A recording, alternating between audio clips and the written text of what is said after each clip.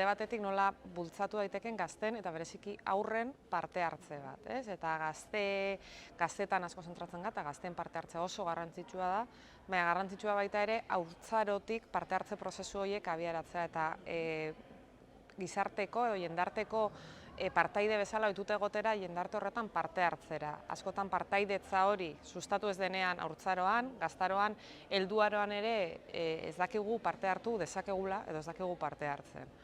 Orduan, behin parte hartzea sustatuta eta haurtzarotik sustatuta, mugaz gaindiko parte hartze hori hemen bereziki garrantzitsua da. Azken finean, Euskal Herriko herrian daukagun muga horretako bi aldeetan, Euskal Herri osoko parte hartze bateratuak sustatzak eduki dezakeen garrantzia dago, ez? Alde batetik, identitatean edo gazteen haurren beraien identitatea eraikitzen ari diren pertsona horien izateko eran ikuspegi orokor bat eta gertuan daukaten herri hurbila ezagutzeak sustatzeari begira. Orduan, nola sustatu daitekeen hemen baditugu hainbat gako, baina nik uste dut puntu garrantzitsuenetariko bat dela sustatzeko nahi eukita. Ematen du oso erantzun sinplea dela, baina ez da, askotan ez dugu bisi hori ikusten, ez dugu horren beharra ikusten. Eta helduok daukagun bete beharra da behar hori hautematea eta horretarako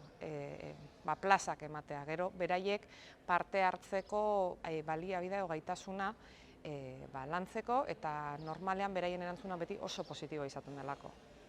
Muga edo Euskal Herrian muga desberdina dituen herri bezala ulertu behar da, aldi berean mugarik ez daukan herri bezala. Orduan, ikuspegi geopolitikotik haratago, zeinek helduok era batetara ulertu dezakegun eta aurrek bestera batetara, beraientzako nire haurrak Gernikako plazan edo Donibaneko plazan euskeraz beste lagunekin parte hartzen edo jolasten daudetenean, beraiek ez dute mugarik hautematen zentzu horretan.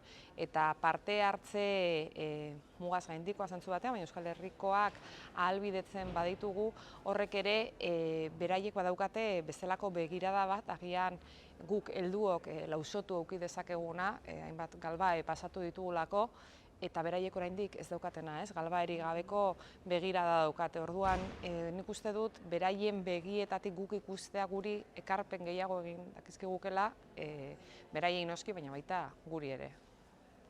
Zentzu batetan Euskal Herriaz gain, euroregio horren ezagutza baita ere, ez? Azken finean bai Euskal Herria bera ezagutzea, baina baita ere behar eta inguru guzti hori bereziki hegoaldeko haurrentzako oso urrin dagoela ematen duena, baina daukatena beste hizkuntza gutxitu bat, oksitaniera izan daitekeena, eta hori ezagutzeak, ez? Gure inguruko hizkuntza gutxituen ezagutza txikitatik ezagutzeak, eta gure kurtsoan ere aipatzen zen, azken finean hizkuntza gitxiagotuen edo hizkuntza gitxiagotuetan ezten garenok gure garapenean edo eskaintzen diren haurrek beraien garapenean ere badauka influentzia bat. Azken finean minoritario ikasten dute, gero horrek bestelako eremuetan, beraien izan alda genero ikuspegitik edo identitate ikuspegitik ere ekarpena, ez? Nola hazten diren, gitxiagotua den eremu horietatik, beraien esposio propioak aldarrikatuaz. Orduan, bai Euskal Herrian eta bai Oksitanierarekin, euskararekin eta Oksitanierarekin hori ere landu dezakete eta parte hartze hori ere hizkuntza horietan sustatzeak badauka garrantzia berezia.